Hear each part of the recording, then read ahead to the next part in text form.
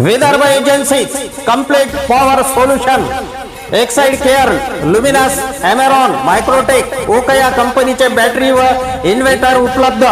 Havells gold metal फॅनचे distributor. Bajaj Orient fan wholesale दरात उपलब्ध. प्रत्येक वस्तूवर 10% ते 40% पर्यंत सूट. एकदा अवश्य भेट द्या. विदर्भ एजन्सीज, नगर परिषद जवळ, दिग्रस. प्रोप्रायटर मकसूद शेख. संपर्क मोबाईल क्रमांक 9420044316 व 9175687854 दिग्रस. नमस्कार, मी सुरेश चिरडे. आपण पाहतात महाराष्ट्र 24 न्यूज. दिग्रस तालुक्यामधून प्रथम आलेली अंकिता सहदेव राठोडने सांगितले यशाचे गमक. आज दिनांक 8 मे रोजी SSCचा निकाल जाहीर झाला. दिग्रस येथील मोहनाबाई कन्या शाळेची विद्यार्थिनी अंकिता सहदेव राठोड हिने 100% गुण प्राप्त करून दिग्रस तालुक्यामधून प्रथम क्रमांक पटकाविला. यावेळी अंकिताच्या निवासस्थानी जाऊन तिला यशाचे गमक विचारले असता तिने व तिच्या बहिणीने आपल्या यशाचे गमक सांगितले आहे. माझे नाव अंकिता सहदेव राठोड आहे आणि मी मोहनाबाई कन्या शाळा वर्ग 10वीची विद्यार्थिनी आहे.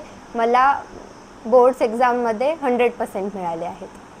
मी माझं श्रेय माझ्या दीदीला आणि माझ्या आईला देते.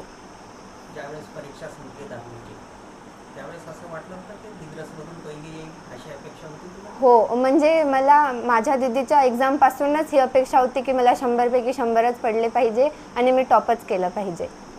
आणि हे 100 पैकी 100चे मार्क मिळाले तुला आणि इतर विद्यार्थ्यांना कमी आहे. त्याही विद्यार्थ्यांना आता भविष्यामध्ये 100 मार्क मिळण्यासाठी तुझ्याप्रमाणे त्यांना काय करावं लागेल? मला वाटते की हार्ड वर्क करण्यापेक्षा स्मार्ट वर्क केला पाहिजे. अभ्यास करायचा, पण अभ्याससोबत टेस्ट पण द्यायच्या आणि रोज रिव्हिजन जर केली तर नक्कीच भेटेल. आणि आता 10वी नंतर तुझी काय इच्छा आहे? यानंतर काय करशील? मी 10वी नंतर पॉलिटेक्निक करणार आहे कम्प्युटर सायन्समध्ये.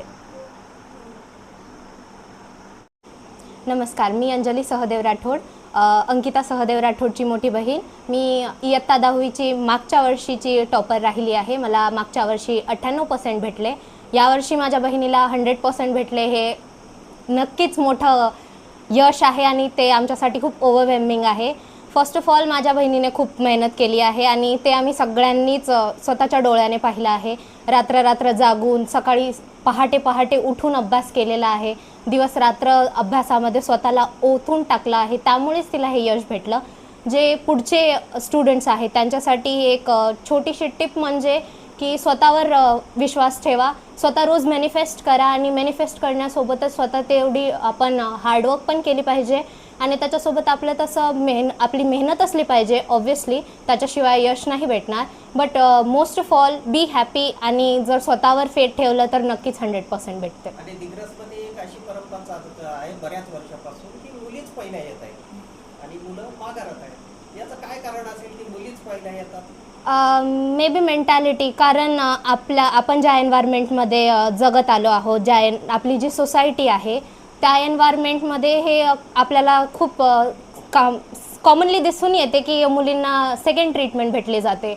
मुलगा म्हणजे वंशचा चिराग असतो जे आपण म्हटल्या जाते. त्यामुळे मुलांना प्रायोरिटाईज केले जाते, तर मुलींकडे दुसरा ऑप्शन राहत नाही.